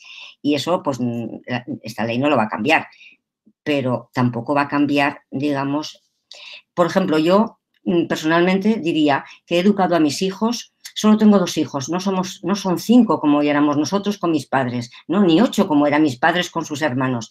En mi familia es que han cambiado los patrones culturales. En mi familia estaba clarísimo quién iba a ser la persona que iba a cuidar de mis padres. La educaron desde el principio, a mi hermana no a mí. A mí me dijeron, tú vuela, ¿no?, estudia, sé buena y haz un buen matrimonio. Bueno, consiguieron algo de eso, pero a otra la asignaron como la cuidadora y cumplió su papel. Yo tengo solo un hijo y una hija. A ninguno de los dos los hemos educado en la sensación de que tuvieran que cuidar de nosotros, porque somos autónomos. Yo he vivido y vivo en la idea de que no debo educar a mis hijos para que sean esos cuidadores que las generaciones anteriores, ¿no?, hicieron. Si la ley de eutanasia está, yo, por supuesto, en que pueda firmar, ya lo tengo hecho el testamento vital, pero en que pueda poner además y la eutanasia en mis testamentos vitales si tengo un accidente o lo que sea, ¿no?, pues que se sepa. Yo no pretendo ni espero que cambie, modifique la vida de mi hijo o de mi hija, sus proyectos de vida, porque tenga que ocuparse de mí, como no lo han hecho hasta ahora. Yo no me creo ni peor persona, ni a mis hijos los consideraré peor persona por ello. No van a cambiar los hábitos, cuidarán hasta donde sea. Y estoy segura que mis hijos sí respetarán y ayudarán y me acompañarán en la decisión. Si por suerte me tocará esa, o porque nunca se sabe si me moriré ipso facto en un accidente o de un ictus, ¿no? Nada más, gracias. Vale, el doctor Altisent pide la palabra. Quería decir que mi experiencia como médico de familia, al ir a los domicilios, al convivir con las familias que me toca atender, con personas mayores, yo tengo muy claro, y ya desde ahora lo voy discriminando, o sea, hay familias donde yo veo abuelos que, como haya una ley de eutanasia, van a pedir la ley de eutanasia porque se consideran una carga porque además probablemente su familia se ha encargado de transmitirles ese mensaje de que son una carga, y otros que son muy queridos, que están siendo muy bien atendidos y que no van a pedir la eutanasia. Pero lo sabrá que pedirán la eutanasia en un contexto que a mí me parece que no aporta dignidad a la sociedad. Yo creo que una sociedad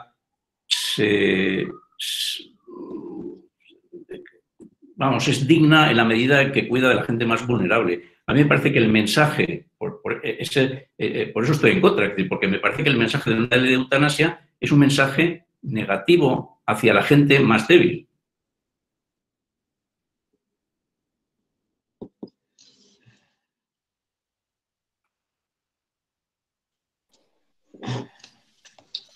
Mayalén, tienes que decir algo. Sí, estaba mirando a ver si había nuevas preguntas y sí, doy paso palabra a 831-728. Hola, buenas, ¿se escucha? Sí. En todos estos casos hemos estado hablando de personas que podían expresar que querían realizar la eutanasia, pero en casos de enfermedades, por ejemplo, como una esclerosis múltiple o enfermedades en las que el paciente no puede expresar esa voluntad de realizar la eutanasia, ¿qué opináis? Bueno, a ver, en relación con esta pregunta, la eutanasia, la solicitud de eutanasia se puede plantear cuando una persona está, y solo se puede plantear cuando una persona está en pleno uso de sus facultades, es decir, su conciencia, su nivel de conciencia y digamos, de capacidad de decisión, claro, y está planteado.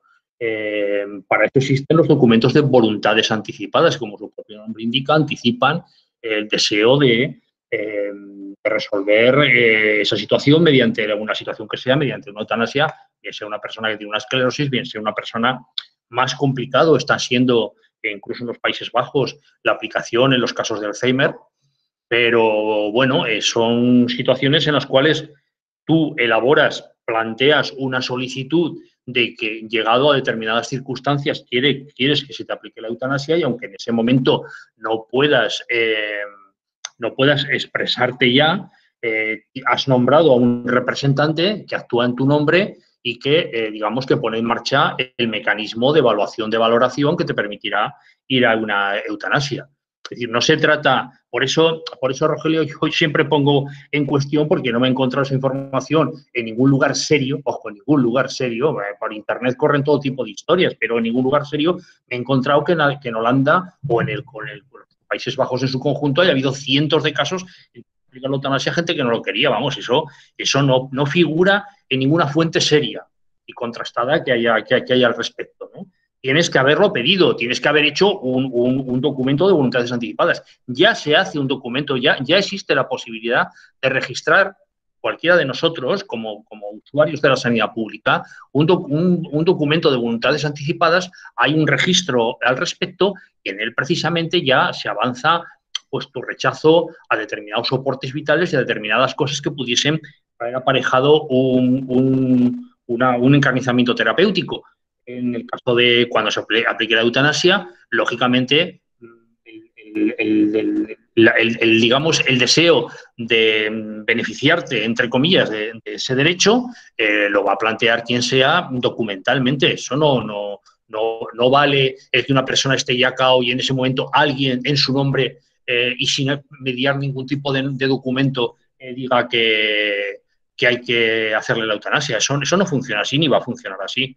Vamos, es que en ese caso ya no estaríamos hablando de un derecho que tú solicitas y que ejercitas. No sé si alguno de los ponentes quiere añadir algo más y si no, paso a la siguiente pregunta. Vale, pues 778084, ya la última pregunta de la charla. Hola, mi nombre es Elena y simplemente quería, no es tanto una pregunta, sino una reflexión, porque un familiar mío se practicó la eutanasia en Holanda hace unos años, porque residía allí, es español, pero hace tiempo que se fue a vivir allí y sinceramente recuerdo que guardo no es tanto como una muerte que fue por, como se está comentando, porque no quería ser dependiente o sentirse una carga, sino que yo el recuerdo que tengo y el punto de vista que ese familiar mío tenía fue como una muerte digna, porque al final se estaba sometiendo a, tenía que someterse a un tratamiento que no tenía un buen pronóstico en su enfermedad y consiguió ser una muerte, la verdad, bastante bonita porque se fue en pleno estado de conciencia, pudiendo despedirse de todo su círculo más cercano de una forma también que diría que fue en paz, porque no tuvo dolor, no llegó a estar en una situación de necesidad de paliativos, etcétera, sino que fue antes.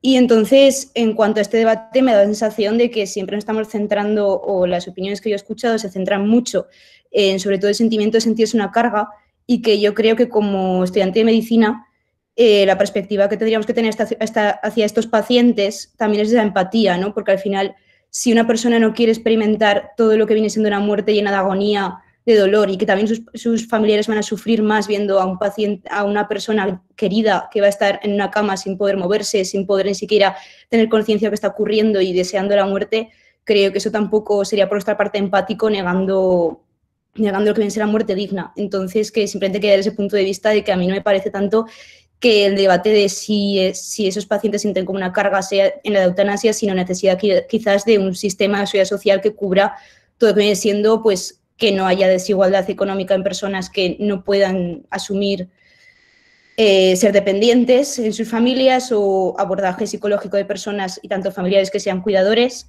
de esas personas, que creo que me da la sensación de que es un debate aparte, ¿no? Que eso lo que fallaría sería la sanidad pública de este país y no tanto si hace falta o no la eutanasia. No sé si ha quedado muy clara mi opinión porque me he expresado un poco mal, pero eso era simplemente. Sí, bueno, sí, está muy claro, está muy claro. Te hemos entendido perfectamente y celebro oír esta opinión porque efectivamente es una manera de concretar las cosas y de explicar cuál es la cuestión de una manera, como diría yo, de una manera sencilla y gráfica. Gracias. Bueno, yo aportaré eso que, a ver, esa despedida que comentabas que había tenido, pues se podría haber mantenido si él hubiera fallecido por causas naturales, que ese dolor que podría haber acontecido se podría haber mitigado con analgésicos, incluso llegado el caso, si no hubiera podido mitigarse con analgésicos, en último caso esa sedación paliativa. ¿Por qué va a tener que ser una muerte agónica y con dolor, incluso por una enfermedad oncológica? No todos los pacientes oncológicos fallecen agonizando y con dolor. Algunos, por desgracia, tumores o cánceres sí que pueden ser más dolorosos, otros no tanto. Luego se ha hablado de muerte digna. Yo creo, y eso es también un tema conceptual, que toda muerte es digna. O sea, la palabra dignidad, si uno muere pues porque está muriendo con dolor por lo que sea, por eso no es más indigno. Eso también, pero eso es simplemente una matización. Y luego habría que analizar ese familiar tuyo, pues bueno, por qué quiso morir y esas causas, si de alguna manera, y no solo farmacológicamente, si con un apoyo de otro tipo, social, económico o del tipo que fuera, se podría haber revertido. Podría haber sido o podría no haber sido, pero bueno, hay que analizar por qué la gente quiere morir y no solamente ceñirnos a cómo quiere morir, le vamos a dar esa posibilidad, simplemente pues esa aportación. Solo añadiría una cosa. Me ha parecido muy interesante y muy oportuna en esta ocasión tu intervención, Elena. Gracias. Solo añadiría una cosa, y es que cuando oigo, voy a expresar algo, ¿no? Como futura paciente. Cuando oigo expresar, tendríamos que averiguar por qué quieren morir, me entra un temor, porque he conocido los confesionarios y casi como historiadora la Inquisición. Y yo creo que no hay ningún motivo, ¿no?, de temer que los médicos tengan que indagar, ¿no?, hasta lo profundo y no respetar eso que igual con mucha claridad se ha dicho, ¿no? Entonces, eso es otra de las cosas que me parece que los profesionales de la medicina se lo tienen que plantear. Creo que el personal de enfermería lo tiene mucho más claro.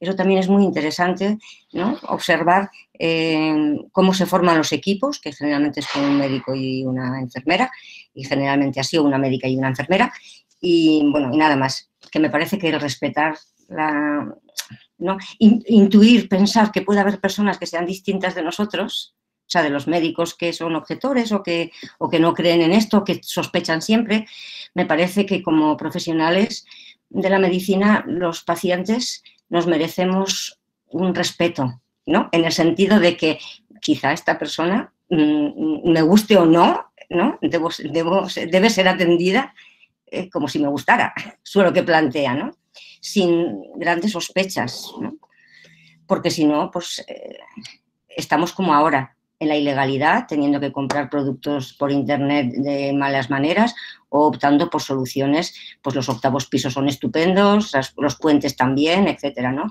y los índices de suicidios van subiendo. Entonces no es cuestión de ponerlo en... Bueno, Consuelo, y no hemos dicho una cosa que antes he hablado del tema de las diferencias sociales y demás, como, sí, como en el caso del aborto, el que tiene dinero sí que accede a la eutanasia. El turismo. No en los Países Bajos, donde para poder ejercer ese derecho tienes que estar avecindado allí, es decir, tienes que vivir allí, tienes que ser de allí, sino en Suiza, donde cualquiera que va y paga unos miles de euros, si cumple una serie de requisitos, bastante básicos, pero bueno, hay que cumplir unos requisitos, pues es objeto de eutanasia sin mayores problemas, lo cual plantea efectivamente pues que el que tiene dinero, como está ocurriendo con gente de las clases altas de otros países que van allí, desde Italia, Francia, también desde España. Nosotros conocemos casos de gente que está yendo a Suiza porque se lo pueden permitir. Lo mismo que antes se iba a abordar a Londres, quien podía permitírselo, y si no, pues ya sabemos lo que pasaba. Esto también es una cuestión que creo que sería que es conveniente que lo tengamos en la cabeza, ¿no? Bueno, las cosas son como son. Y nada más, por mi parte y por parte de la gente de DMD, que estamos encantados de que nos hayáis citado. Este tipo de debates, es verdad, como ha dicho Rogelio, luego cada uno casi siempre decimos lo mismo, Rogelio. Nos intercambiamos los argumentos, pero yo quiero volver a insistir en el respeto que me merecéis quienes estéis en contra de la eutanasia, sobre todo cuando podemos debatir pues con calma, con tranquilidad, como gente civilizada y como gente, digamos, constructiva, ¿no?, con un planteamiento constructivo.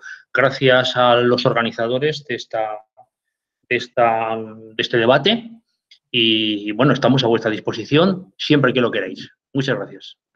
¿Puedo? Voy a dar la palabra al doctor Altisent y a continuación a la persona que ha hecho la pregunta y así finalizamos la charla, que ha pedido también intervenir. Vale.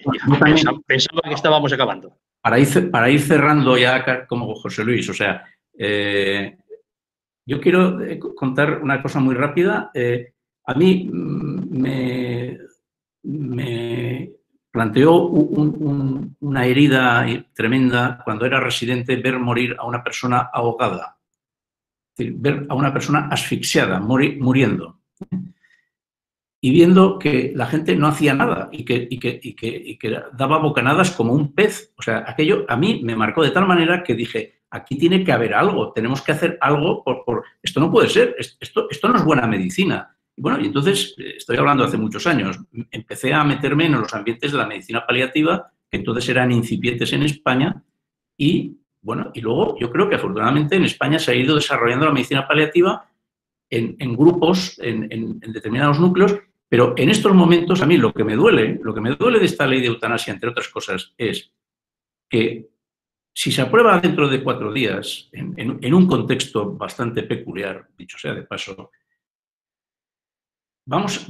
los alumnos de medicina van a tener que aprender a aplicar la eutanasia cuando no se les ha enseñado a sedar al paciente. O sea, no se les ha enseñado a aplicar la sedación. Y cuidado, lo digo, José Luis, porque tú no eres médico y tienes que saber que no es lo mismo sedar que aplicar la eutanasia. O sea, se utilizan diferentes fármacos, se utilizan diferentes dosis, se utilizan diferentes pautas, y qué tristeza que en las facultades de medicina se vaya a enseñar a los estudiantes a aplicar la eutanasia y no se les haya enseñado a sedar al paciente. Bueno, yo estoy implicado en un proyecto en el que tenemos unos talleres en los que para aprender a sedar al paciente, que empezamos el año pasado, lo estamos dando por toda España, etcétera, y tengo la ilusión de ofertarlos en la Facultad de Medicina a quien voluntariamente, a los alumnos que voluntariamente lo quieran, porque no existe en la Facultad de Medicina de Zaragoza una asignatura obligatoria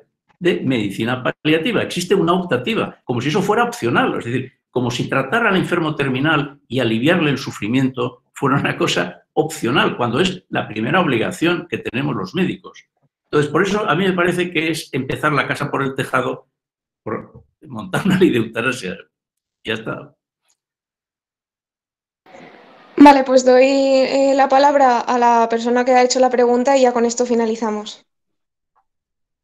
Solo quería matizar que en la pregunta de ver por qué esa persona quería morir, que obviamente antes de ser aprobada su demanda de eutanasia, mi familiar tuvo, pues, y supongo tampoco lo viví con él de esa forma, pero tuvo una entrevista en evaluación psicológica de las razones por las cuales quería renunciar a afrontar la enfermedad con el tratamiento que se le planteaba. Y de hecho, la forma en la que se le practicó a él tampoco fue de una forma rápida, es decir, duró un tiempo y fue mediante una sedación hasta que al final terminó pues en la muerte, ¿no? Y es lo que él acordó, que como quería que fuera. Entonces hablo de que fue una muerte digna porque así como se le practicó de alguna forma lo que viene siendo paliativos mediante la sedación para no sufrir los síntomas, pudo tener su nivel de conciencia máximo como para ser consciente de lo que estaba ocurriendo y despedirse de sus personas queridas. Eso me refería con muerte digna, porque en otros casos conocen familiares míos no ha sido así, no han podido ni siquiera despedirse o ser conscientes de lo que estaba ocurriendo. A eso me refería básicamente, que tampoco había sido ni por un motivo socioeconómico ni nada, sino que estaba en su pleno uso de razón y que fue evaluado psicológicamente. Y ya está, eso era. Bueno, pues dicho esto, finalizamos la charla. Muchísimas gracias a los ponentes por estar aquí hoy y también muchísimas gracias a los asistentes.